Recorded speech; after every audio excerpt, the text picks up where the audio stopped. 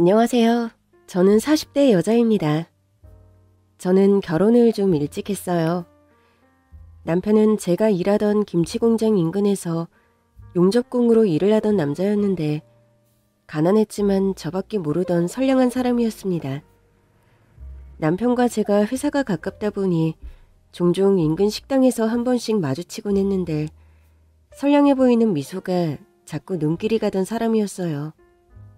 그런데 어느 날 계산을 하려고 보니 식당 주인 아저씨가 그러는 거예요. 그 용접공이 내고 갔어.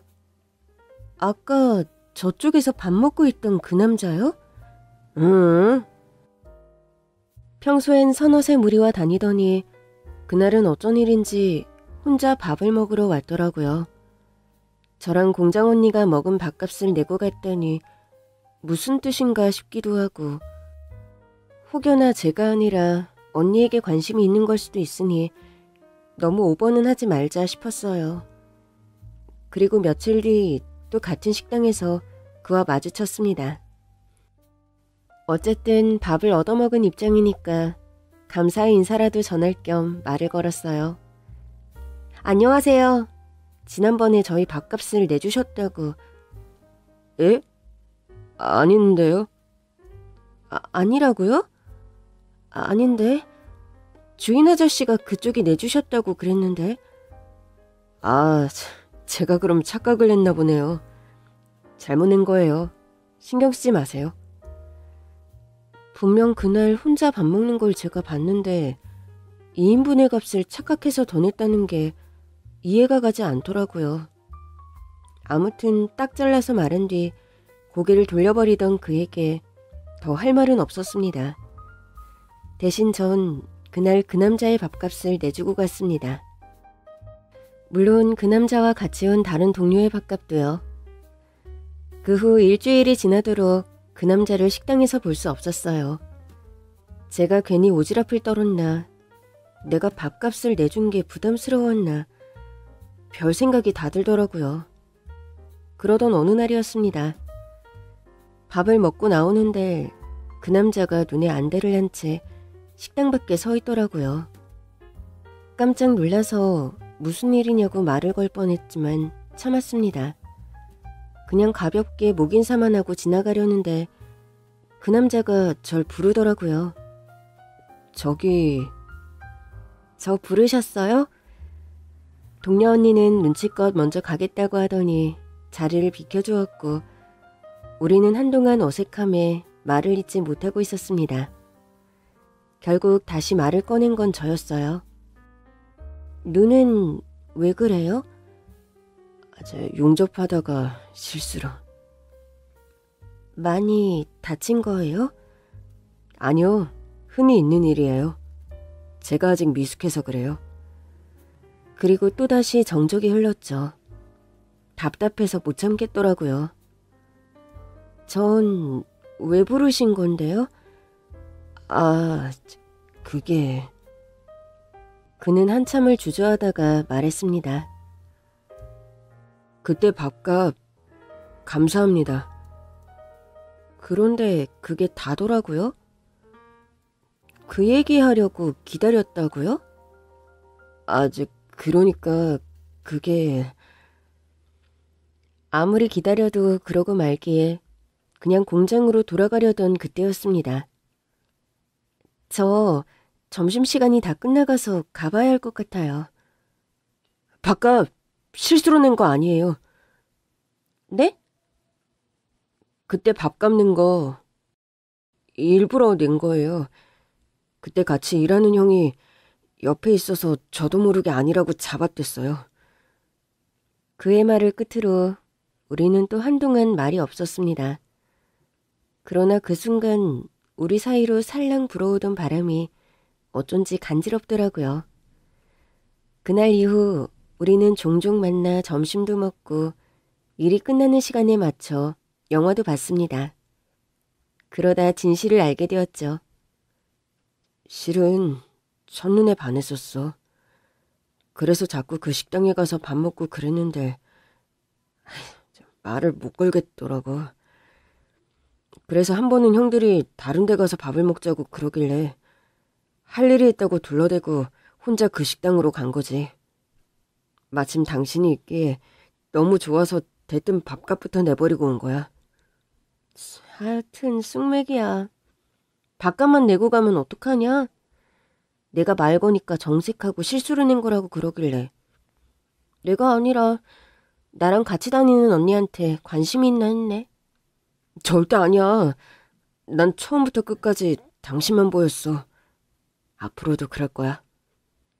그렇게 우린 자연스럽게 연인이 되었고 결혼까지 하게 됐습니다. 서로 직장이 가까우니까 출근도 같이 하고 시간이 맞으면 퇴근도 같이 했습니다. 그렇게 알콩달콩 지내던 중에 불현듯 시어머니가 마음에 걸리더라고요. 여보, 어머니 나이도 많으신데 우리가 모셔야 하지 않을까? 당신 힘들지 않겠어? 힘들긴 무슨. 그리고 아이 낳으면 어머니 도움도 종종 필요할 거야. 그때 가서 합치느니 지금부터 합쳐서 같이 사는 것도 괜찮을 것 같아. 나야 그래주면 고맙지. 사실 어머니가 늘 걱정이었거든. 그렇게 우리는 합가를 해 시댁으로 들어갔어요. 시어머니도 남편처럼 워낙 선량한 분이었어요. 어머니, 저녁 다 차려놓으신 거예요? 제가 해야죠. 종일 일하고 와서 무슨 저녁을 차려. 내가 아무리 늙었어도 부모다. 니들 밥 차려주는 게 뭐 힘든 일이라고. 퇴근하고 서둘러 집에 돌아와도 늘 저녁을 다 차려놓으시는 건 기본이었고 주말에 같이 나가서 외식이라도 하자고 하면 한사코 거절하시며 둘이 나가서 재밌게 놀고 오라고 하셨습니다. 어머니, 그러시지 말고 같이 나가서 맛있는 거 먹어요. 나 신경 쓰지 말고 하고 싶은 거 다 해. 평소에도 밖에서 데이트하고 오고 싶으면 그렇게 해. 애들 태어나면 그럴 정신도 없다. 한가할 때 신혼도 즐기고 마음껏 놀아. 물론 혼자 계신 어머니를 두고 어떻게 툭하면 나가서 데이트를 하겠어요. 그래도 합가는 참 잘한 선택이다 싶더라고요. 그러던 어느 날 남편의 회사 동료에게서 전화를 받았습니다. 재수씨, 사고가 좀 났어요. 지금 병원으로 가는 중인데 바로 오셔야 할 것 같아요. 그즘 저는 남편 회사 동료들과 꽤 친했어요. 다들 우리 결혼식에 와주신 분들이기도 했고 직장이 가깝다 보니 퇴근하는 길에 남편의 회식 자리에서도 종종 참석했었거든요. 남편이 하는 일이 용접이다 보니 종종 사고가 있긴 했지만 회사에서 연락을 받은 건 처음이었습니다. 급히 병원으로 가보니 남편의 몰골이 말이 아니었습니다. 왜 이렇게 다친 거예요? 철제 더미에 깔렸어요. 네? 남편의 상태는 매우 좋지 않았습니다. 숨은 쉬고 있었지만 의식이 없는 상태였어요. 결국 의사가 그러더라고요. 마음의 준비를 하시는 게 좋겠습니다. 오늘 밤이 고비입니다. 결국 남편은 그 밤을 넘기지 못하고 세상을 떠났습니다. 제가 슬픈 것도 슬픈 건데 이 사실을 시어머니께 어떻게 알려야 할지 모르겠더라고요. 아들 하나 보고 사신 분인데 충격이 너무 클 것 같았어요. 어머니, 놀라지 말고 들으세요. 사고가 나서... 그런데 목이 메서 더 말을 못하겠는 거예요. 알았다. 무슨 소린지 알았어. 의외로 시어머니는 차분하셨고 병원에 와서도 눈물을 참으시며 하나뿐인 아들의 마지막 길을 침착하게 배웅하셨습니다. 장례가 끝난 뒤에야 시어머니는 참았던 눈물을 쏟아내시더라고요.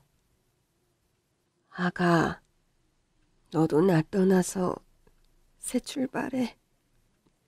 행여나 너까지 저렇게 되면 난 살 수가 없을 것 같다.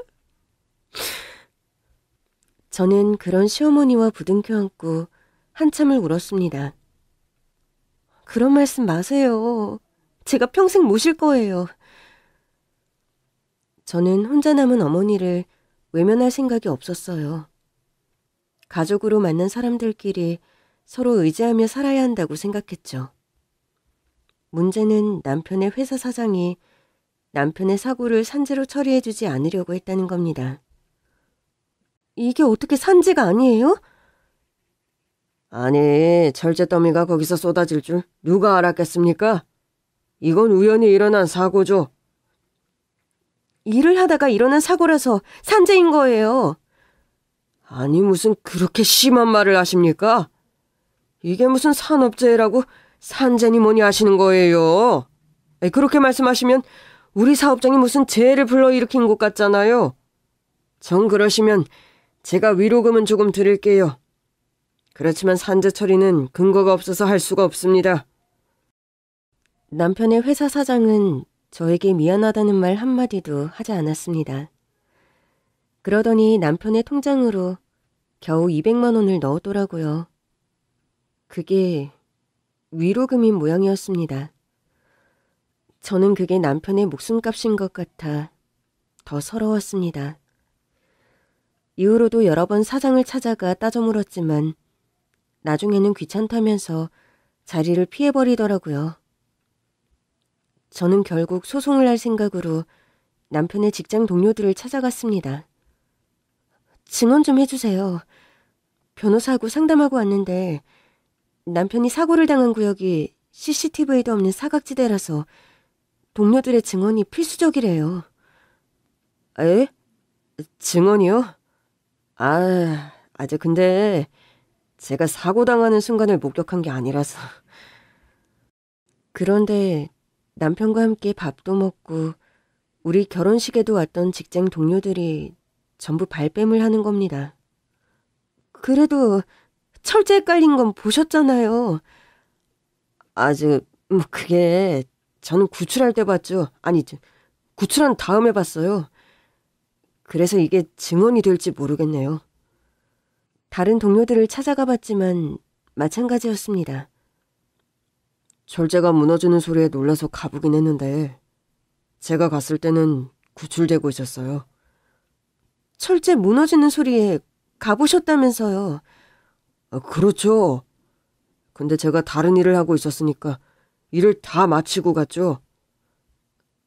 그래서 깔린 건 못 보셨다는 거예요? 그럼 119가 올 때까지 우리 남편은 거기 계속 깔려 있었다는 거네요? 에? 아니, 그건 저도 모르죠. 아무튼 저는 못 봤습니다.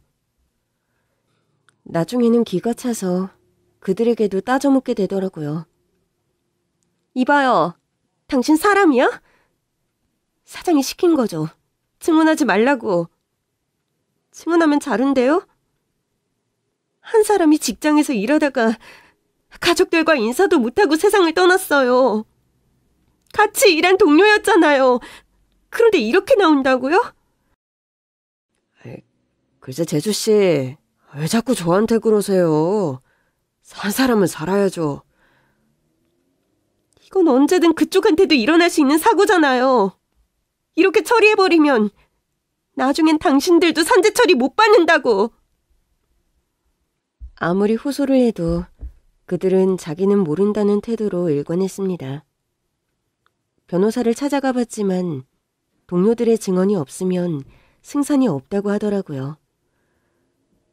남편분이 살아계신다면 어떻게든 산재 처리를 하는 게 더 낫겠지만 승산이 없는 소송을 해봤자 패소하면 돈만 더 날리게 되잖아요. 차라리 위로금을 더 받는 쪽으로 제가 합의를 진행해보면 어떨까요? 그 회사도 소송 걸려서 좋을 건 없을 거예요. 그즈음 전 너무 지쳐 있었어요. 변해버린 남편 동료들의 태도로 인해 사람이라면 신물이 나는 지경이었죠. 저는 알아서 처리해달라고 한 뒤 집으로 돌아왔습니다. 그런데 남편과 함께 쓰던 방, 거실, 부엌까지 모든 흔적이 너무 고통스럽더라고요. 일하다가 하루아침에 세상을 떠났는데 누구 하나 남편의 편을 들어주지 않는 현실이 더 힘들었던 것 같아요. 저는 결국 시어머니에게 부탁했습니다. 어머니, 저 당분간만 좀 나가서 지낼게요. 이 집에 있으니까 계속 남편 생각이 나서 못 견디겠어요. 그의 생각만 하면 너무 서럽고 억울하고 보고 싶고 그래요. 이대로는 제대로 살 수가 없을 것 같았습니다. 그래, 네 마음 다 안다. 너 편해질 때까지 얼마든지 그렇게 해.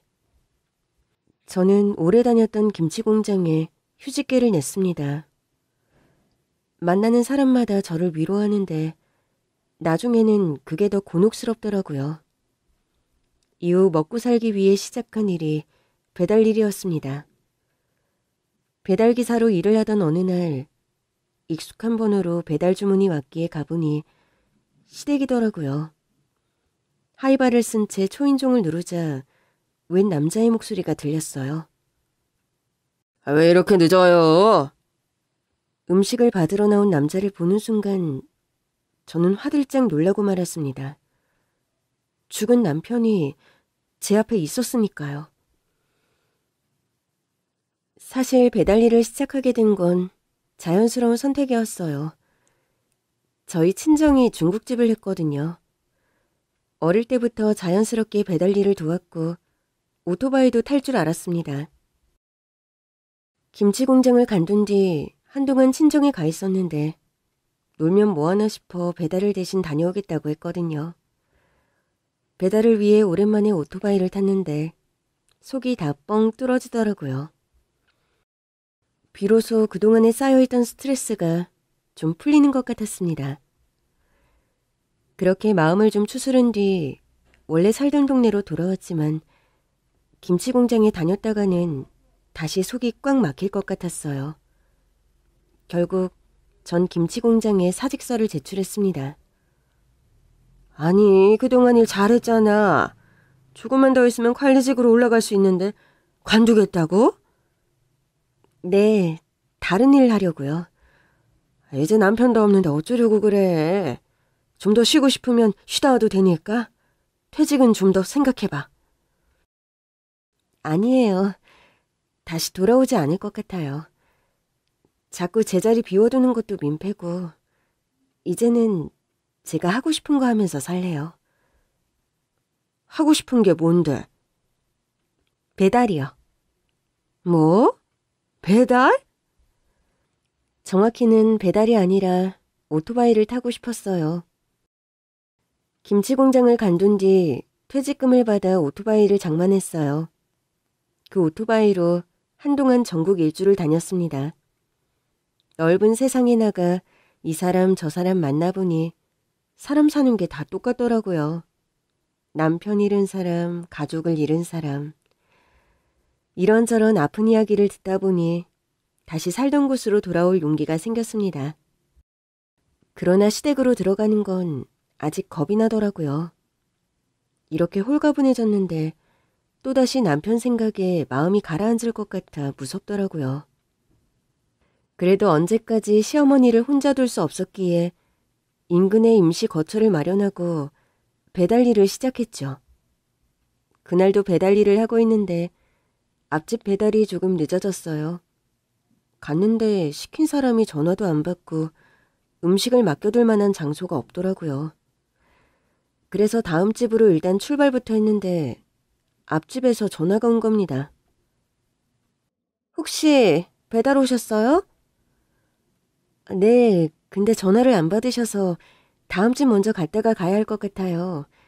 이미 많이 늦어서요. 아니, 우리 집이 먼저인데 다른 집 먼저 가겠다뇨. 당장 가지고 오세요. 저기 김밥 시키신 거 아니에요? 다음 집은 칼국수라 음식이 불 것 같아서요. 전화 안 받으셨으니까 조금만 양해 좀 해주세요. 아니, 내가 안 받고 싶어서 안 받았어요? 화장실에 있느라 못 받았단 말이에요. 그럼 앞에 두고 갔으면 되잖아요.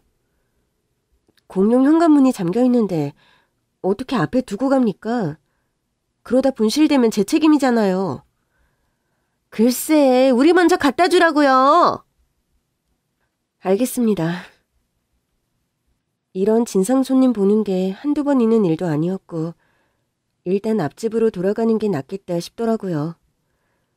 그래도 그 다음 집은 배달 시간이 지났는데도 별다른 연락이 없었거든요. 일단 앞집 배달을 마친 뒤 다음 집으로 가는데 마음이 너무 초조했습니다. 메뉴가 칼국수에 만두였는데 다 불었으면 어쩌나. 이거 제대로 컴플레인을 받겠구나 싶었죠. 다음 집은 시어머니 댁과 같은 빌라여서 길을 잘 아는 곳이었어요. 빌라 정문에 도착해 구체적인 주소를 확인하던 저는 깜짝 놀라고 말았습니다. 주문한 집이 바로 시댁이더라고요. 어머니가 배달 음식을 드신다고? 지금껏 어머니가 배달 음식 드시는 걸 본 적이 없었기에 설마 시댁에서 음식을 시켰을 거라곤 생각도 하지 못했습니다. 그러고 보니 전화번호도 시어머니의 번호더라고요.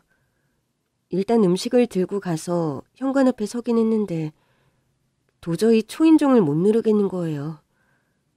그래서 시어머니께 전화를 걸었는데 전화를 안 받으시더라고요.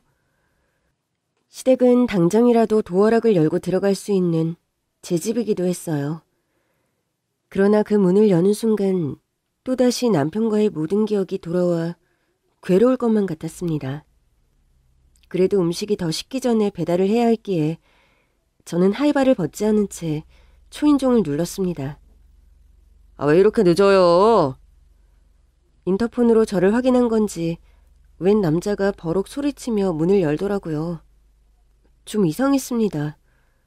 시댁에 남자가 있을 리가 없었으니까요. 죄송합니다. 앞집 배달이 좀...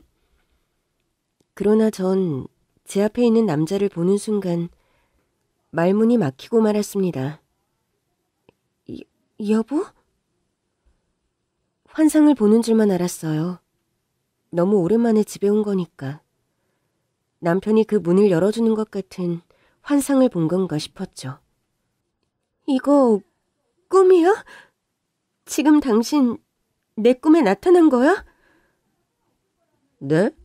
여보? 당신? 무슨 말씀을 하시는 건지. 저 미혼이에요. 그러나 그가 남편과 똑같은 얼굴로 미혼이라고 말하자 울컥 화가 나더라고요. 당신이 어떻게 미혼이야? 내가 당신 와이프인데. 에? 아니, 배달도 늦게 오셨으면서 웬 헛소리까지. 그 남자가 배달이라는 단어를 꺼내는 순간 정신이 번쩍 들었습니다. 예? 분명 남편과 똑같이 생긴 사람이었는데 태도하며 표정이 많이 다르더라고요. 아니, 칼국수랑 만두를 시켰는데 이렇게 늦게 오시면 어떡해요. 혹시나 사고 날까봐 전화는 안 했는데 이건 좀 너무하죠. 얼른 주세요. 다 분 거 아닌지 모르겠네. 그러면서 음식을 확인하는 모습을 보는데 자꾸만 남편과 겹쳐 보이는 겁니다. 저는 그제야 정신이 돌아왔고 그 집이 시댁이라는 것을 깨달았습니다. 그때였어요. 좀 늦을 수도 있지. 뭘 그래. 엄마 시장하시잖아요. 아유, 괜찮아. 저기 기사 양반. 괜찮으니까 조심히 가요. 그러나 그 남자가 시어머니를 엄마라고 부르는 순간 저는 더는 참을 수 없었습니다. 시어머니가 문을 닫으려는 순간 저는 문을 붙잡았어요. 아니, 기사 양반, 왜 그래요? 시어머니가 당황한 얼굴로 저를 봤습니다. 양반이 아닌가? 여자분인 것 같네?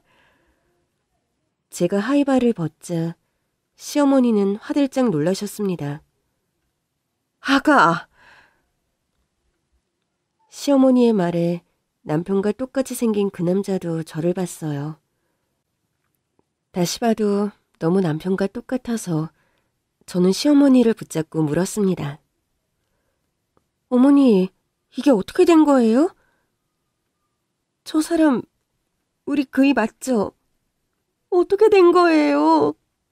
살아난 거예요? 근데 기억을 잃었어요? 시어머니는 난처한 듯 보였습니다. 그게 말이다. 어머니, 얼른 말해주세요. 저 사람 그이 맞잖아요. 시어머니에게 아들은 남편 하나뿐이었습니다. 그러니 그 사람이 제 남편이 아니고서야 다른 누구라고 설명될 수 있는 상황이 아니었습니다. 얼른 들어와. 내가 다 설명하마. 마침 시댁이 마지막 배달지였습니다. 저는 일단 안으로 들어갔어요. 분명 제가 살던 집인데 남편처럼 보이는 남자가 안에 있자 선뜻 들어갈 수가 없더라고요. 참 이상한 순간이었습니다. 분명 남편이 그 집 안에 있는데 낯선 그림처럼 느껴지는 거예요. 내 아들이다. 시어머니의 말에 저는 숨이 멎는 것 같았습니다. 그런 거죠? 그이 맞는 거죠? 부엌에 있던 그 남자도 거실로 나왔습니다. 엄마, 왜 안 오시고 배달기사를 집으로 들인 거예요? 그러나 곧 그 남자도 저를 알아보더라고요. 혹시... 맞아, 네 재수 씨야. 어머니, 그게 무슨... 재수 씨라니요. 저는 이 사람 아내죠. 저는 남편이 기적적으로 살아난 거라고 생각했습니다. 다만 기억을 잃어서 저를 기억하지 못하는 거라고 믿었어요. 그러나 시어머니는 저를 다독이며 말씀하셨습니다. 많이 닮았지? 내 큰아들이야. 어머니 큰아들이라뇨. 어머니 아들은 우리 그이 하나였잖아요. 혹시 충격 때문에 뭔가 기억이 잘 안 나세요? 아니야. 나 기억 멀쩡해. 그러자 그 남자가 저에게 다가와 정중하게 인사를 하더라고요. 아까는 헬멧을 쓰고 계셔서 얼굴은 못 알아봤어요. 제 동생 결혼 사진에서 봤습니다. 처음 뵙습니다. 저는 그 녀석 형이에요. 그러면서 저에게 손을 내미는데 손이 덜덜 떨렸습니다. 여전히 남편이 저에게 손을 내미는 것만 같았거든요. 그 손을 잡는데 알겠더라고요. 그는 제 남편이 아니었습니다. 제 남편은 늘 손이 뜨거운 편이었거든요. 그런데 손이 너무 차갑더라고요. 이거 꿈 아니죠? 꿈 아닙니다. 저 그 녀석 형 맞아요. 그런 얘기 들은 적이 없어서... 저는 시어머니를 봤습니다. 시어머니는 눈물을 흘리고 계셨어요. 나도 둘째도 말을 안 해줘서 그래. 우린 얘가 죽은 줄만 알고 있었거든. 그러니까 진짜로 우리 그이한테 형이 있었다고요? 알고 보니 그 남자는 정말 제 남편의 형이었어요. 우리 집이 워낙 가난했다 보니 큰애가 사춘기 때 방황을 많이 했어. 시어머니의 말씀에 아주버님은 민망한 듯 고개를 숙였습니다. 애가 머리가 똘똘했는데 대학에 보낼 돈이 없었거든. 그땐 나도 혼자 아들들을 키우려니 사는 게 버거울 때였어. 아이가 대학에 가고 싶다고 하는데 내가 매정하게 그랬거든. 우리 집이 너 대학 보낼 돈이 어딨냐고. 그 돈이 있으면 한 끼라도 따뜻하게 먹고 살아야지 네 생각만 하느냐고. 엄마가 하도 매정하게 그러시니까 어린 마음이 너무 서럽더라고요. 그땐 어머니의 입장을 헤아릴 수가 없었어요. 실은 어머니 말씀대로 제가 이기적이었던 거죠. 동생은 못 먹어서 얼굴에 버짐이 피어 있는데 나는 내 욕심껏 살고 싶었으니까요. 그게 어떻게 욕심이야. 그 나이에 갖는 당연한 포부지. 실은 내가 그걸 못 해주니까 속이 상해서 더 뭐라고 했던 거야. 해주고 싶어도 해주겠다는 말을 도저히 할 수 없었거든. 그 후 아주버님은 집을 나가버렸고 이후로 연락이 뚝 끊겼다고 했습니다. 얘가 집을 나가고 1년이 지나고 2년이 지나고 5년이 지나도 연락이 없는 거야. 실종신고도 하고 다 해봤는데 찾을 수가 없더라고. 결국 나랑 네 남편은 큰애가 세상을 떠났다고 생각했어. 그게 아니고서야 이렇게까지 연락을 안 할 애가 아니었으니까. 그 생각만 하면 밤새 우는 날도 많았어. 애가 어디서 고생을 하다가 쥐도 새도 모르게 세상을 떠난 건 아닌가. 얼마나 외롭고 힘들었을까 싶어서 그냥 어떻게든 대학에 보내줄걸. 그냥 보내준다고 말이라도 해서 붙들어 놓을걸 싶었지. 엄마가 제가 집 나갈 줄 어떻게 아셨겠어요.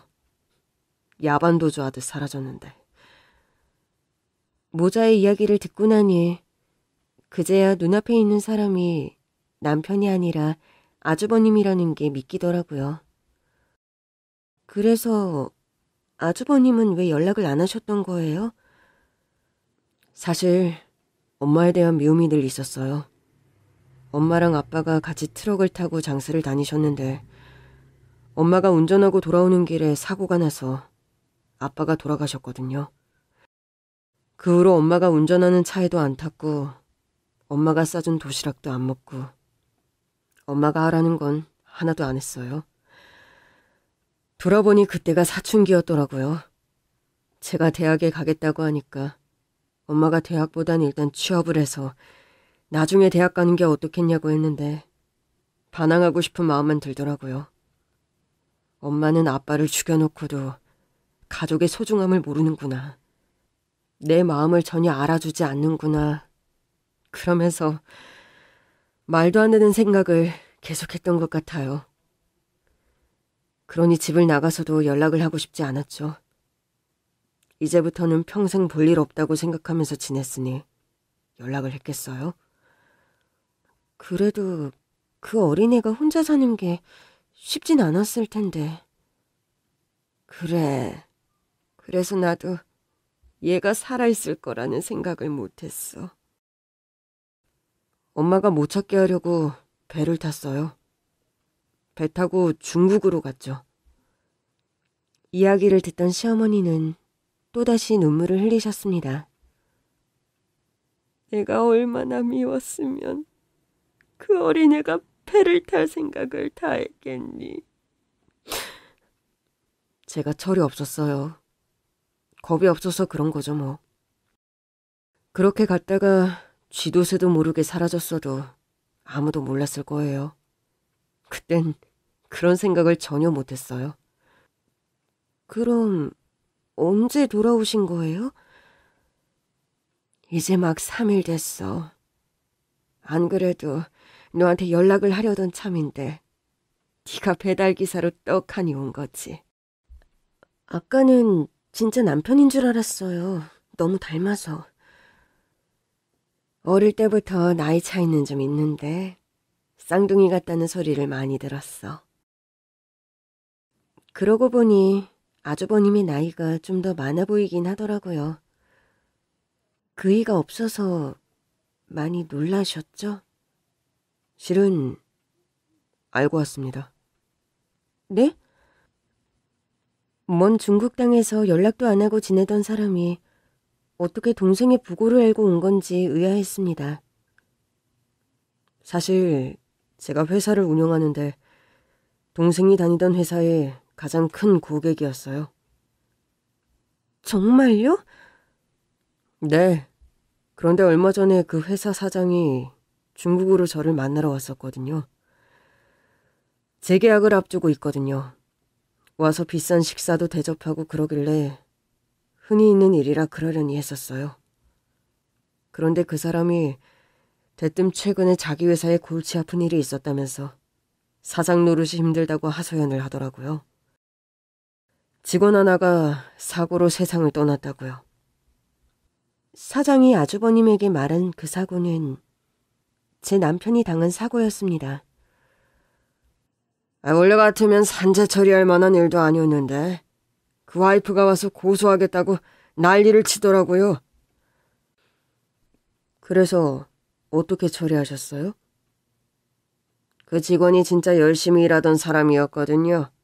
그래서 그냥 산재 처리해줬죠. 회장님도 아시겠지만 산재 처리해서 제가 좋을 게 하나도 없잖아요. 그래도 어떻게 해요?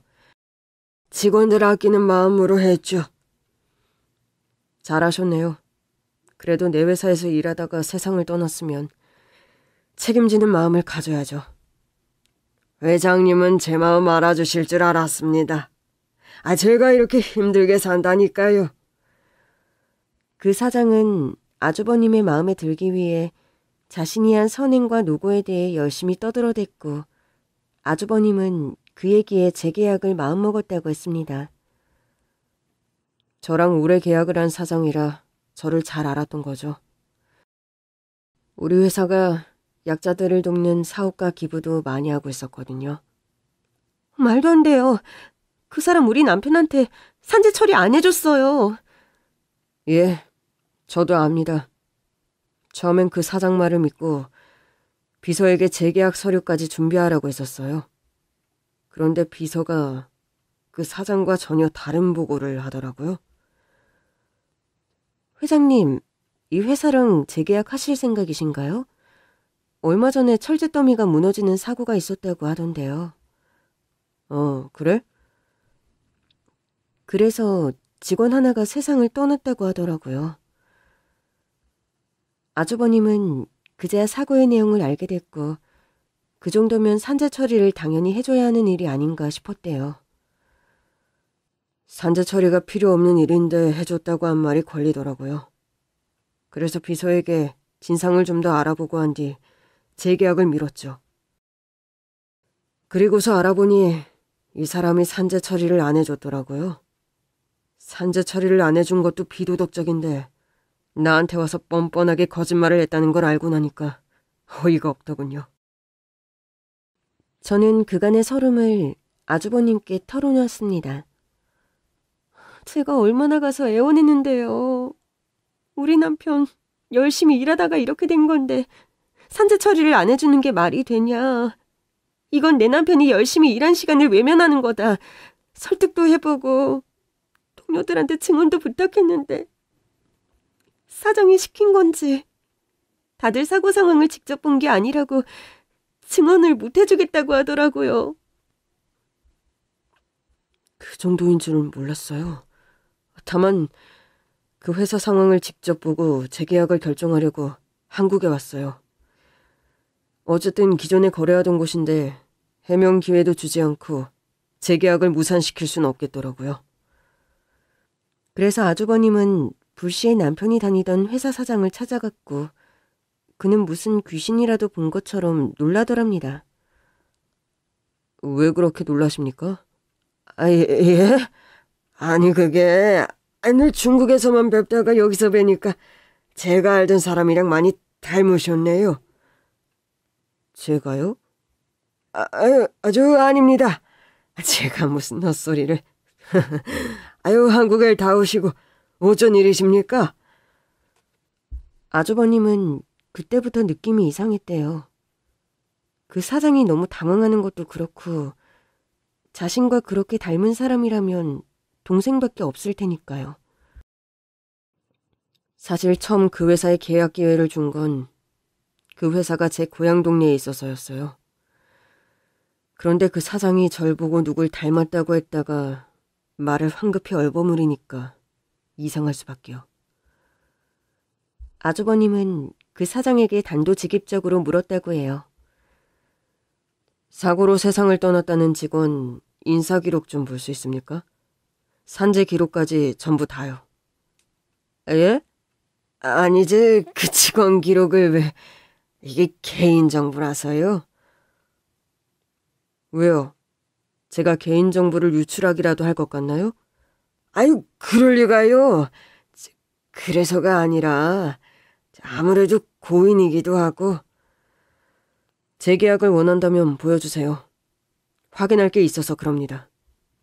결국 사장은 아주버님 앞에 남편의 인사 기록을 가져왔다고 합니다. 그런데 일부러 그런 건지 사진을 뗐더래요. 그런데 그 이름을 어떻게 모르겠어요. 그 녀석 인사 기록을 보는데 자꾸 눈물이 나려고 해서 힘들었습니다. 그 사장에겐 티를 내고 싶지 않았거든요.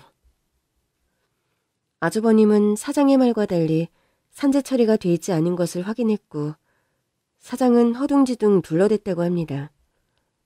아이, 그게 아니라요, 회장님. 지금 산재 처리 중인데 아직 처리가 끝나지 않아서 처리되지 않은 걸로 기록된 겁니다. 돌아가신 지 몇 달이 지난 것 같은데 아직도 산재 처리가 안 된 건 회사가 승인을 하지 않은 거 아닌가요? 아유, 그러니까요. 제가 하라고 했는데 담당자가 실수로 누락을 했다지 뭡니까. 저도 회장님 덕분에 오늘에서야 알았어요. 제가 서둘러 처리를 하라고 하려고요. 그럼 지금 하시죠. 제가 보는 앞에서. 예?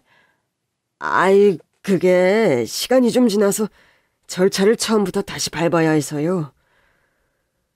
그럼 처리되면 연락하세요. 재계약은 그때 다시 논의하죠. 계속 눈물이 날 것 같아서 아주버님은 서둘러 자리를 떠났다고 했습니다. 그 인간 애초부터 할 생각 없었어요. 저도 압니다. 그런데도 재계약 기회를 주시는 거예요? 아니요. 이미 늦었죠. 네? 아주버님은 저를 보며 의미심장한 미소를 지어 보였습니다. 재수씨, 제가 그 녀석을 다시 살릴 순 없어도 재수씨 힘들었던 건 다 풀어드릴게요. 저는 그때까지만 해도 아주버님이 중국에 있는 회사의 주인이라는 것 정도는 인지했지만 그 회사가 얼마나 큰지는 체감하지 못하고 있었어요. 그냥 제 맘을 알아주시는 것만으로도 고마웠고 적어도 그 회사랑 재계약은 안 하시겠구나 싶어 속이 좀 풀리는 것 같았습니다. 어쨌든 그 일로 그 회사도 큰 고객을 놓쳤으니 손해가 클 거 아니에요. 돈 때문에 산재 처리도 안 해주더니 결국 돈으로 손해를 보는구나 싶었죠. 그날 이후 저는 시댁으로 돌아왔습니다. 아주버님도 당분간은 시댁에서 지낸다고 했지만 일어나 보면 늘 집에 계시질 않더라고요. 사실 저는 아직 궁금한 게 많았어요. 어머니도 꽤 놀라셨겠어요. 갑자기 아주버님이 돌아오셔서. 놀라다 마다 눈앞에 다시는 못 볼 줄 알았던 큰애가 나타났는데 그 사장님이 보여준 인사기록에서 보니까 집 주소가 그대로더래. 어머, 그럼 그때부터 계속 이 집에서 사신 거예요? 애가 살아있을 리 없다고 생각하면서도 이사는 못 가겠더라고. 애가 언제라도 찾아올 것만 같아서. 그 덕에 다시 만나신 거네요. 근데 어머니는 안 헷갈리셨어요? 전 처음 봤을 땐 진짜 우리 그이인 줄 알았어요. 그래도 내가 엄마잖니. 보는 순간 알겠더라고. 시어머니는 아주버님을 끌어안고 한참을 우셨다고 했습니다. 그래도 하늘이 나를 버리지든 않는구나 싶더라고. 둘째를 보낸 아픔이야 평생 가겠지만 첫째라도 돌아온 게 얼마냐 싶었어. 나는 걔가 동생 간 건 모르고 온 줄 알았는데 이미 알고 있어서 더 놀랐지 뭐. 오랜만에 배달을 쉬며 시어머니와 그간의 이야기를 나누던 그때였습니다. 모르는 번호로 전화가 오기 시작했어요. 받을까 말까 고민하다가 받았는데 남편이 다니던 회사 사장이더라고요. 제가 만나 뵙고 좀 드릴 말씀이 있는데 회사로 좀 와주시겠습니까? 전 할 말 없는데요. 산재 문제로 연락드린 거예요. 오시는 게 이득이실 텐데요. 사장은 상당히 건방진 투였습니다. 그러니까 인심 써둘 테니까 나더러 와라 이거예요? 솔직히 말해 인심 맞죠? 그동안 그 친구가 열심히 일한 것도 있고 이제라도 처리해 드릴까 하고 있으니까 일단 와보세요. 맘 같아선 당장이라도 끊어버리고 싶었지만 가보기로 했습니다. 도대체 무슨 소리를 더 하려고 이러나 궁금하더라고요. 갔는데 사장이 다리를 꼬고 앉아서는 일어날 생각도 안 하는 거예요. 와서 앉으세요. 그러면서 턱끝으로 소파 자리를 가리키더군요. 기도 안 찼지만 일단 앉았습니다. 산재 처리해 드릴 테니까 사진 몇 장 찍어줄 수 있죠? 곧이어 여러 번 본 사장 비서가 사진기를 들고 들어오더라고요. 그럼 찍을까요? 그러나 전 비서에게 가서 사진기를 빼앗았습니다. 아니, 왜 이러세요? 사진 안 찍을 거니까요. 그러자 사장이 버럭 화를 내는 겁니다. 아니, 해달라고 난리칠 땐 언제고 사진 한 장 안 찍겠다는 거예요? 가는 게 있으면 오는 것도 있어야지. 산재 안 받아요. 그럼 됐죠? 저는 그대로 사장실을 나가려고 했습니다. 그제야 사장이 달려와서 저를 붙잡더라고요. 아니, 도대체 왜 이러는 거예요? 사장님이야말로 갑자기 왜 이러세요? 산재 처리할 만한 일도 아니라면서요. 남편 동료들 입단속도 제대로 해두셨던데 이제 와서 왜 이러세요? 아니 글쎄 이제라도 해드린다니까. 아유 알겠어요. 사진 찍지 맙시다. 그냥 도장만 찍고 가세요. 글쎄 더럽고 치사해서 안 받는다고요. 아니 도장 하나만 찍으면 끝인데 왜 안 받아요? 주는 건 사장님 맘이고 안 받는 건 내 맘이에요. 아니 남편 생각을 하셔야지. 그건 남편의 노고를 인정받고 싶다면서요. 해준다니까. 사장님이 안 해줘도 우리 남편 열심히 산 거 우리 가족들이 기억하니까 됐어요. 전 이만 갑니다. 그 사장의 속을 제가 모를 리가 없잖아요.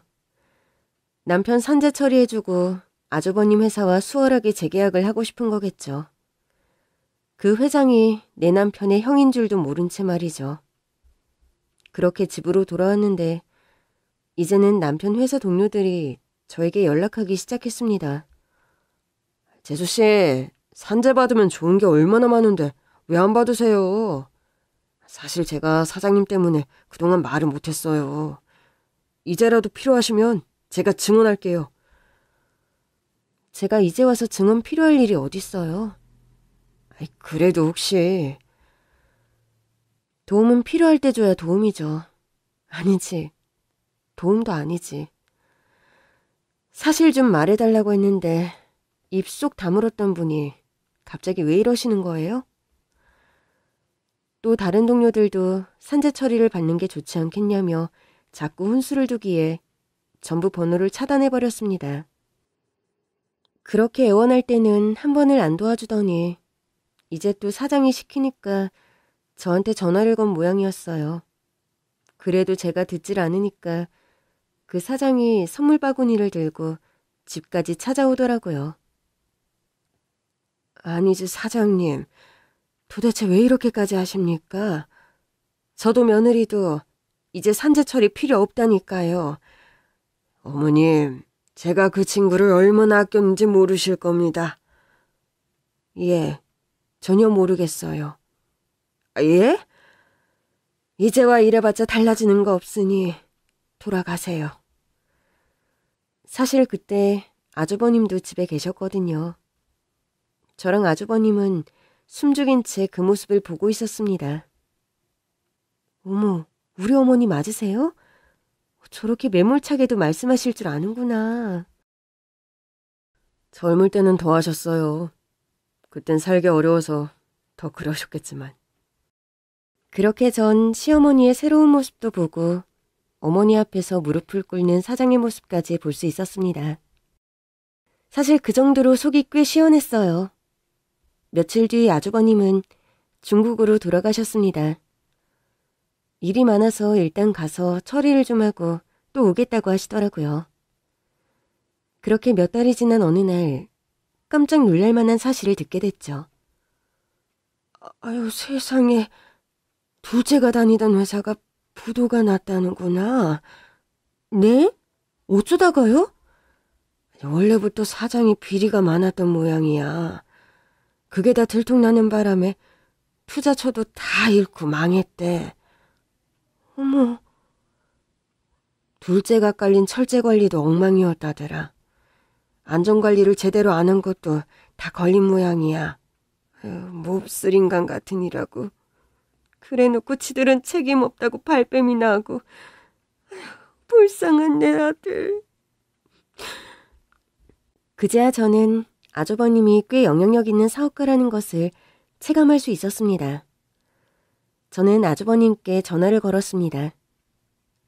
아주버님, 어떻게 하신 거예요? 남편 다니던 회사 재기 불능인 것 같더라고요. 사실 마음이 좀 무거웠어요.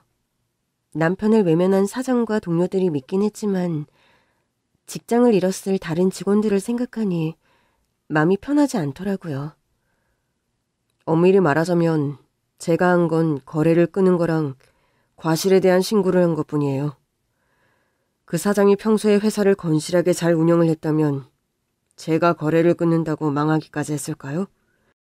좀 힘들기는 해도 다른 거래처를 터서 운영을 이어갔겠죠. 하긴 그런 사람이니까 그이한테도 그렇게 못되게 굴었던 거겠죠. 그럼요. 제가 아무리 동생 일로 화가 나도 멀쩡한 회사를 망하게 할 만큼 기업 윤리가 없는 사람도 아니고요. 그 사장은 정당한 대가를 치른 것뿐이에요.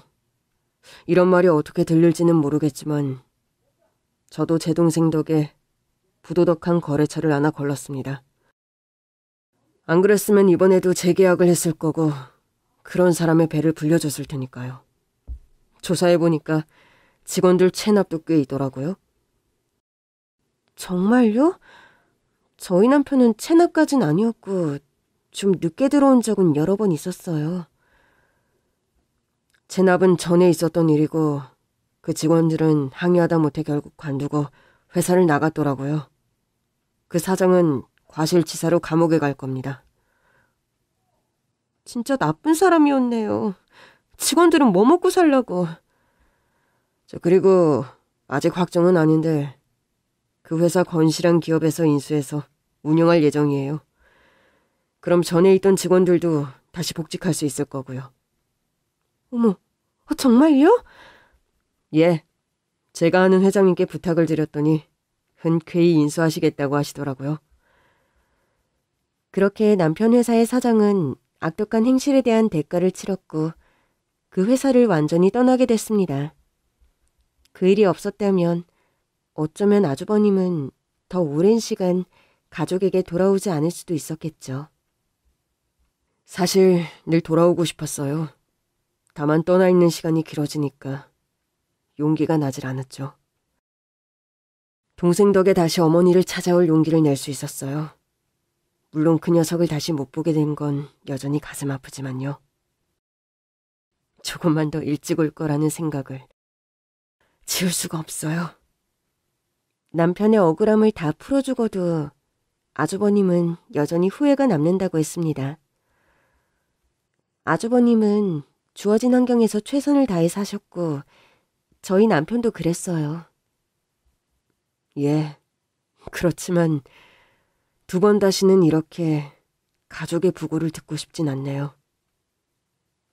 그래서 말인데 재수 씨, 어머니랑 같이 제가 사는 곳으로 가는 건 어떠세요? 갑작스러운 제안이라 저는 좀 당황했어요. 시어머니의 아들이니까 따라가시는 게 당연하겠지만 저는 이제 남편도 없는데 괜한 짐이 될까 걱정이었습니다. 아주버님, 저는 괜찮아요. 어머니만 잘 부탁드려요. 얼마나 다행인지 모르겠어요. 남편 떠나고 어머니한테는 자식 하나 없는 것 같아서 늘 마음이 쓰였거든요. 그래서 제가 평생 모시고 살 생각이었는데 이제야 저도 마음이 좀 편해졌어요. 그러니까 재수 씨도 같이 가주셔야죠. 우리 가족이신데.